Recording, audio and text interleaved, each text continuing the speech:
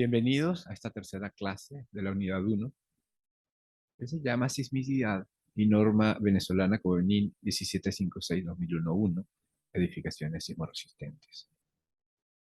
Mi nombre es el profesor Argimiro Castillo Gandica, su profesor de Sistemas Estructurales 30 en este curso intensivo 2022. Lo primero que revisaremos será un mapa de sismicidad histórica en Venezuela, donde tenemos una distribución de terremotos sentidos en diferentes ciudades del país, que están situadas en esta franja que estamos viendo que va del sureste al noroeste del país y que contiene la mayor cantidad de ciudades del país. Vemos cómo hay una serie de terremotos en cada una de las ciudades marcados por sus fechas y cómo pues en estas imágenes se ve de alguna manera las afectaciones, daños importantes que ocurrieron. Y por supuesto, donde hay daño, pues hay también víctimas, hay pérdidas, hay no solamente pérdidas materiales, sino también pérdidas humanas. Y esto, por supuesto, nos da pie para decir de una manera determinista que donde hubo un cierto terremoto de un cierto tamaño, ese podría repetirse. De todas maneras, por eso se utiliza el registro sísmico, que es permanente en un país, por ejemplo, como Venezuela, donde todo el tiempo se están registrando los diferentes terremotos que ocurren. Aquí vemos un mapa de sismicidad instrumental desde 1910 hasta el año 2002. Podemos verificar cómo las zonas con mayor número de terremotos ocurridos coinciden con el gran arco que va del sureste al noroeste sobre las cordilleras de los Andes, cordillera central y la cordillera oriental, que vimos justamente en el mapa anterior. Es importante conocer que sobre este arco cordillerano, que estamos describiendo acá, está asentada alrededor del 70% de la población venezolana. En el mapa neotectónico, pues simplemente estamos viendo la estructura de la corteza terrestre en la zona de Venezuela y describen en su ubicación y longitud, ¿verdad? Todo el sistema de fallas que está actuando para producir tanto estos terremotos históricos que vimos en la sismicidad histórica como los terremotos que vimos en la sismicidad instrumental. Esto, por supuesto, lleva siempre a un mapa de zonificación sísmica de la región de estudio, en este caso estamos hablando de Venezuela. Queda patente, por supuesto, la peligrosidad que está establecida en ese arco que describimos en las dos diapositivas anteriores, todas las diapositivas anteriores, perdón. Y aquí aparece la clasificación de las zonas sísmicas en Venezuela, donde tendremos las zonas más peligrosas, serían las 7 y las 6, ubicadas acá en el oriente venezolano. Y este arco en amarillo que corresponde a la zona 5, donde por ejemplo está incluida la ciudad de Mérida y varios municipios del estado. Fíjense cómo hay una zona 0, acá del sur, donde la aceleración horizontal máxima que marca aquí el cuadro o la leyenda de este mapa, pues es 0. Mientras que vemos que a medida que va aumentando el número de la zona, pues va aumentando la aceleración horizontal esperada, que es este parámetro que vemos acá como A sub 0. Eso lo vamos a ver con más detalle en las tablas correspondientes más adelante. Bien, ¿por qué tenemos mapas de este tipo? Porque con la norma, lo primero que hace es describir el suelo para ver cómo puede responder el suelo ante un terremoto esperado, y luego de ahí a cómo debería responder el edificio ante esa excitación del suelo probable ante un terremoto esperado. Esa es la idea de una norma sísmica en principio, es decir, los primeros pasos que se deben dar. De manera que eso tiene que ver con esto que hablamos de los periodos naturales fundamentales del suelo, los periodos naturales fundamentales del edificio. Como sabemos, los edificios tienen un periodo natural fundamental de oscilación, así como también lo tienen los suelos. De manera que la estrategia es, conocidos el uno y el otro, se debe diseñar el edificio para que su periodo natural no esté dentro de los rangos de los del suelo. ¿Por qué? Porque se produciría, en caso de esa coincidencia o de esa sincronización, podrían entrar en una cuasi resonancia con las oscilaciones del suelo, que no es sino una amplificación excesiva de los movimientos. Los periodos de los suelos requieren de registros locales de transmisión de ondas para conocer los periodos fundamentales del suelo.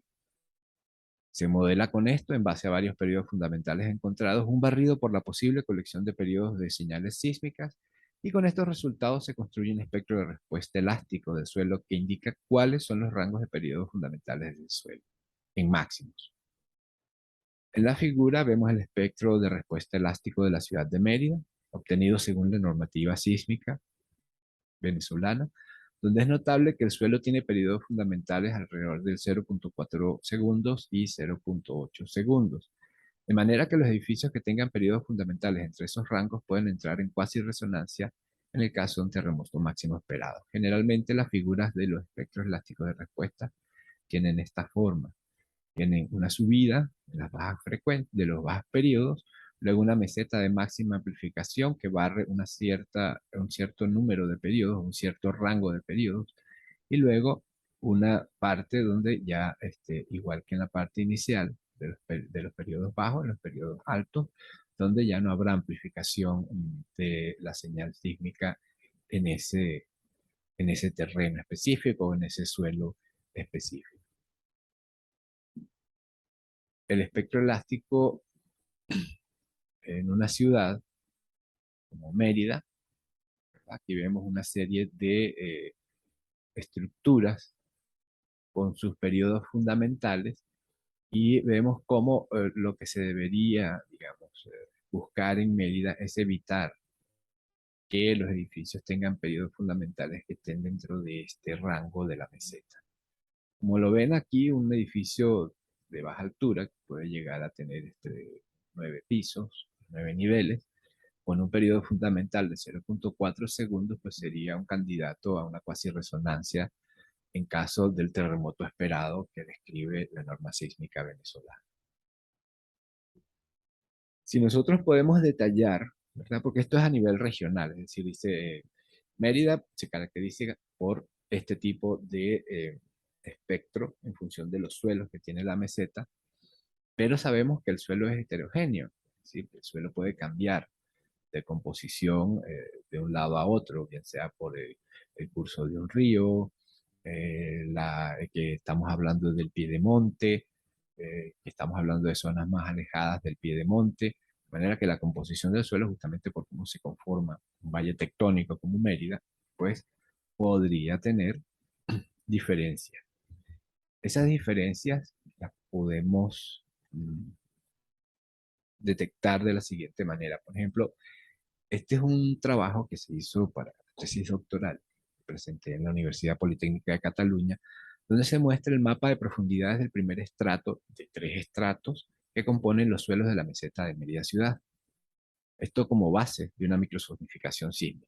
Es decir, hacemos un zoom en el sitio de interés, se tiene que obtener información, ¿verdad? Por ejemplo, las columnas geotécnicas del suelo para poder eh, eh, categorizar las diferentes partes del suelo de la meseta por profundidades de la primera capa, se trabajó en base a columnas geotécnicas fundamentadas en información de estudios geofísicos que se hicieron en la meseta de Mérida en la década de los 70. De manera que lo que se hizo fue que se cogieron una serie de columnas geotécnicas, muestras de este mapeo, y se sometieron a una colección de señales de aceleración para ver cómo respondía la superficie del terreno. De manera que se pueden obtener cosas como la siguiente. Aquí tenemos los factores de amplificación de suelo para un terremoto de intensidad 9 en la meseta de Mérida, que tiene rangos que van desde 2,14, de 2,413 a 2,876, dependiendo de la profundidad de la primera capa. Estas importantes amplificaciones nos pueden ayudar a precisar mucho más sobre los edificios que se podrían construir sobre el terreno, o también, si es posible, mejorar los que ya existen. También con esta aproximación se puede obtener una muy buena resolución de los periodos de amplificación del suelo, dependiendo de la profundidad del primer estrato de la columna del mismo, obteniendo, por ejemplo, para un terremoto de intensidad 6, que es el que tenemos acá, periodos fundamentales que van de 0,044 segundos hasta 0,227 segundos. Finalmente, utilizando una colección de terremotos de diferentes tamaños, incluyendo el mayor esperado, se puede producir un mapa de factores de amplificación local de la intensidad. Y aquí lo tenemos. En este mapa de factores de amplificación local de intensidad, construido en base a rangos de amplificación máxima para una colección de terremotos, se muestra cómo hacia la porción sur del río Albarregas se produce un incremento de hasta medio grado de intensidad. Estos mapas no son útiles solamente para generar escenarios de este tipo, sino también para construir una base para la norma sísmica local, que siempre es muy necesaria porque la norma que tenemos es nacional, que es la siguiente.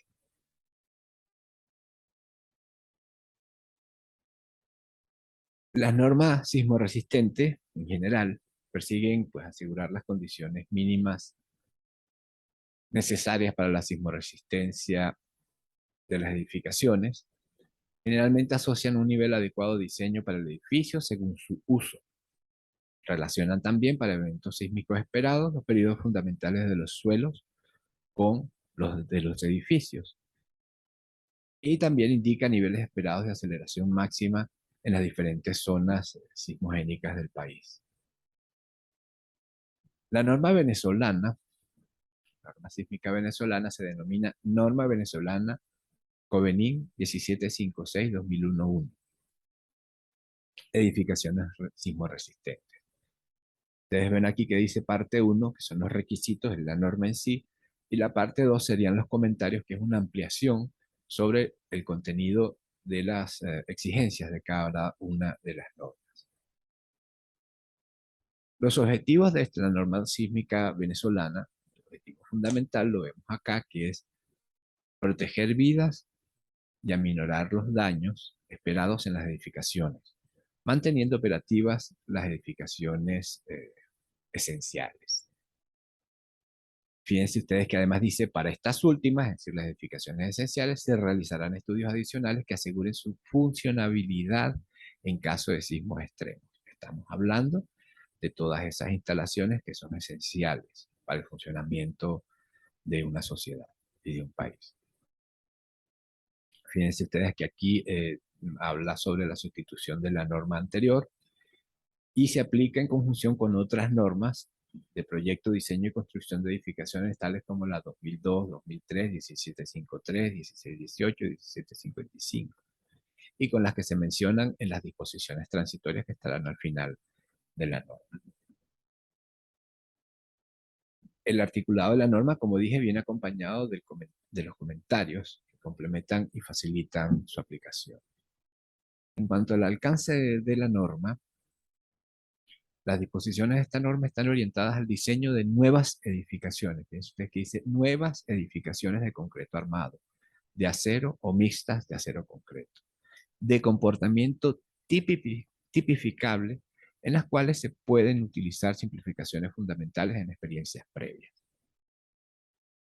Y lo último que dice el primer párrafo del alcance, la evaluación, adecuación o reparación de construcciones existentes se ajustará a lo establecido en el capítulo 12 de esta norma.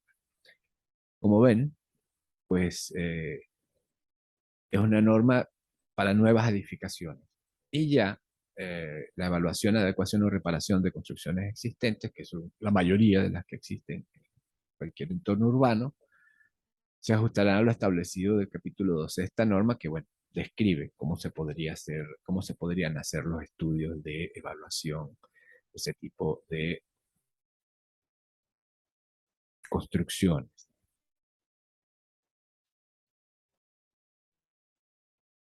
Por supuesto que la norma tiene que primero describir cómo es el movimiento del suelo y hablando sobre eso es para lo que nos sirvió mostrar el mapa de zonificación sísmica en varias diapositivas adelante. Fíjense ustedes, aquí describe dónde está cada cosa. Luego habla de la acción sísmica, criterios y métodos de análisis. Pero primero explica una clasificación, es decir, hay diferentes tipos de zonas sísmicas, hay diferentes tipos de suelo. Las zonas sísmicas están asociadas a terremotos esperados y los suelos según la constitución del suelo en cada uno de los sitios de interés que se analiza. Los movimientos de diseño son justamente esto que estábamos hablando de las aceleraciones horizontales máximas en el mapa de sismicidad de zonas sísmicas, de zonificación sísmica. Tenemos 8 zonas sísmicas desde el 0 hasta el 7, ¿verdad? Con sus valores de aceleración horizontal esperados, como el máximo terremoto que puede ocurrir en esa zona, y una categorización del peligro sísmico.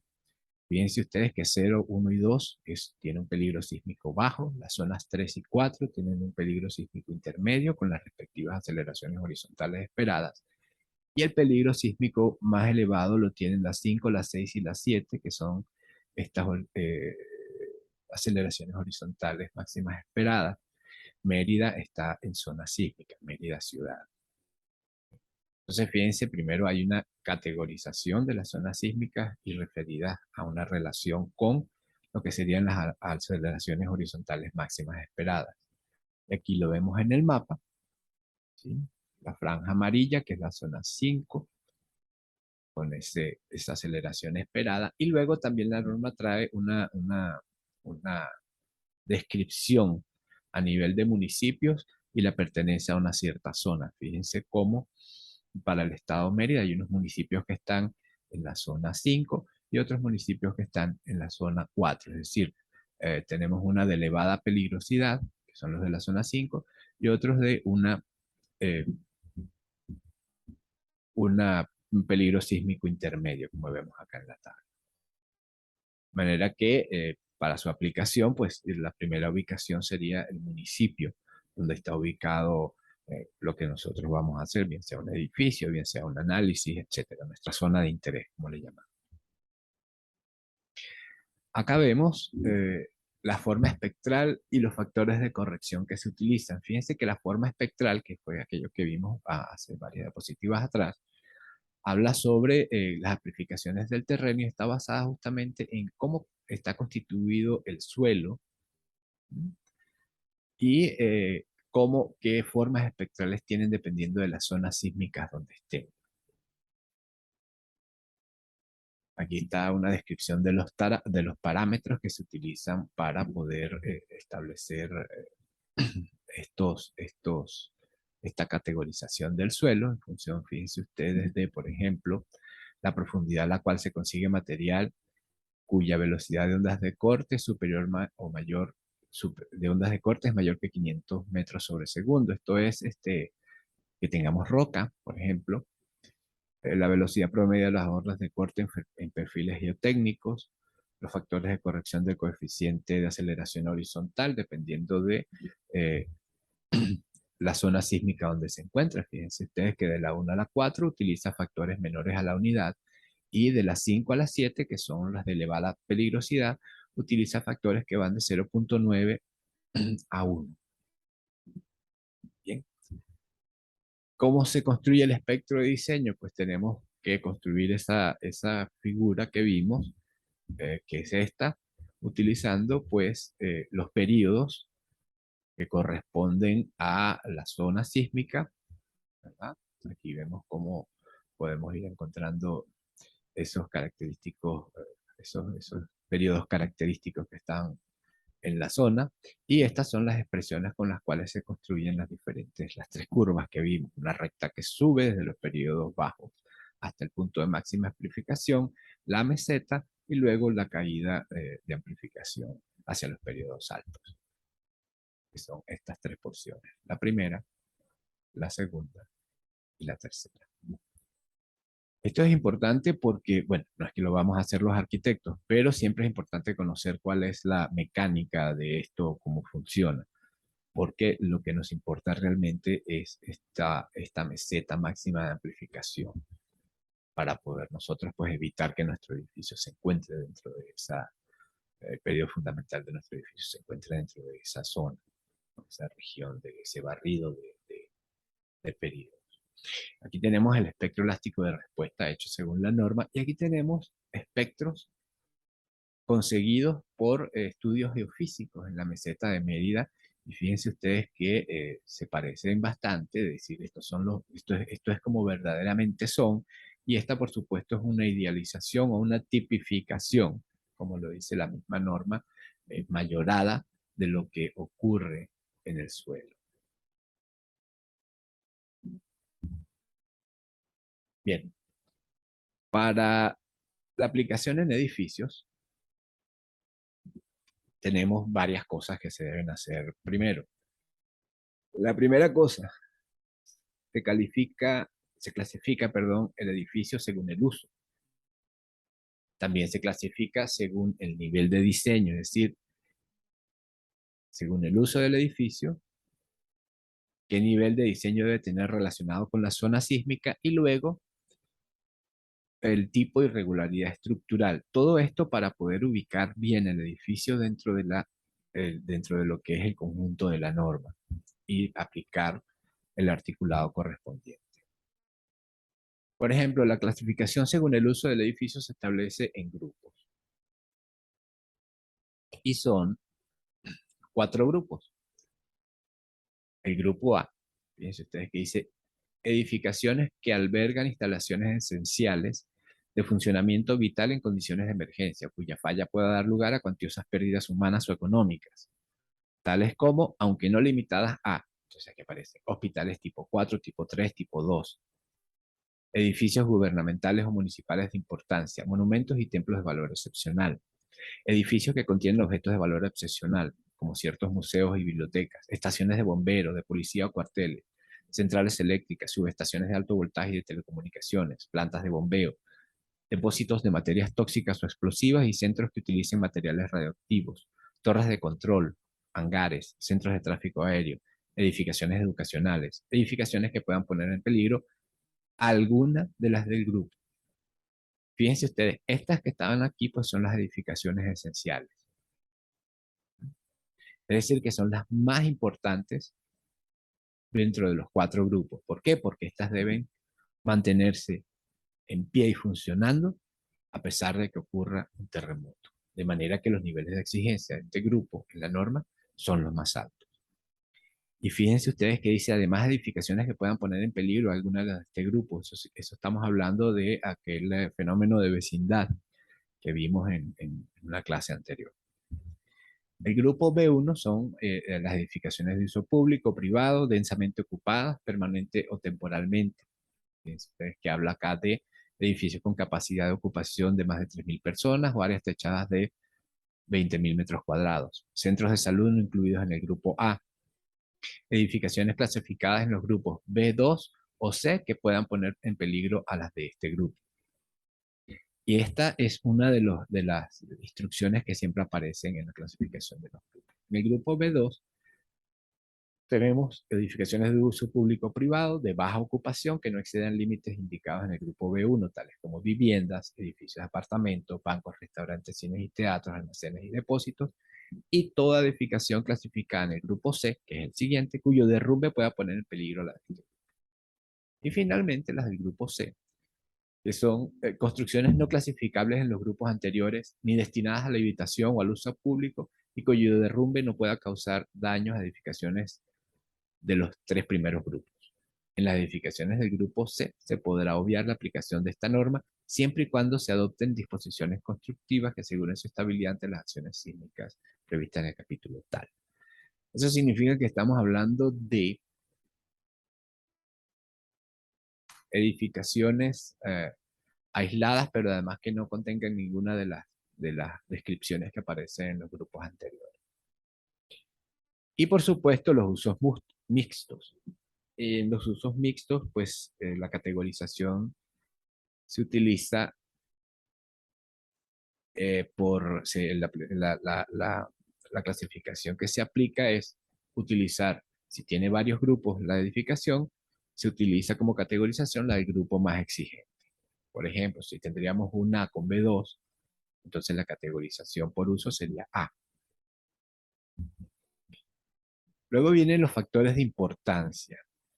El factor de importancia pues, es un factor que multiplica, ¿verdad?, las exigencias de la norma sísmica, de manera que mayora generalmente eh, los requerimientos de la norma y pues por eso es más exigente. Fíjense cómo, por ejemplo, las del grupo A tienen un factor de 1.30, es decir, un 30% más exigente que las del B2 y un 15% más que las del B1. Esto porque luego hay que hacer una serie de cálculos con estos parámetros y con otros parámetros para obtener ciertas variables dentro de la aplicación de la norma. Luego tendríamos la clasificación según los niveles de diseño exigidos por la norma y tenemos tres niveles de diseño. El nivel de diseño 1, a medida que aumenta el número del nivel de diseño, es más exigente. El nivel de diseño 1 dice, el diseño en zonas sísmicas no requiere la aplicación de requisitos adicionales a los establecidos para acciones gravitatorias. Eso significa que no se debe tomar en cuenta el terremoto. El nivel de diseño 2 requiere la aplicación de los requisitos adicionales para este nivel de diseño establecidos en esta norma. Y el nivel de diseño 3 requiere la aplicación de todos los requisitos adicionales para el diseño en zonas sísmicas establecidos por estas normas. Esto lo vemos más claramente aquí. Fíjense que ustedes que aquí tenemos las zonas sísmicas 1 y 2 de baja peligrosidad, 3 y 4 de peligrosidad intermedia, 5, 6 y 7 de peligrosidad alta. Y vemos cómo según la clasificación del uso del edificio, a medida que aumenta la peligrosidad de la zona sísmica, aumenta el nivel de diseño, es decir, el nivel de diseño es más exigente. ¿Ok? Eso en general. Luego, y por último, tenemos la clasificación según el tipo de estructura y su regularidad. Aquí dice, a los fines de esta norma se establecen los tipos de sistemas estructurales en función de los componentes del sistema resistente a sismos, descritos en la sección 6.3.1. Una estructura puede clasificar en tipos diferentes o en sus dos direcciones ortogonales de análisis. Eso es importante, las dos direcciones ortogonales de análisis, o las que tengan. Todos los tipos de estructuras, con excepción del tipo 4, deberán poseer diafragmas con la rigidez y resistencias necesarias para distribuir eficazmente las acciones sísmicas entre los diferentes miembros del sistema resistente a sismos. En las zonas sísmicas de la 3 a la 7, ambas incluidas, no se permiten sistemas de pisos sin vigas, ni pisos donde todas las vigas sean planas del mismo espesor de las losas. Y fíjense ustedes que estamos hablando de una zona de peligrosidad intermedia hasta la zona de peligrosidad más alta.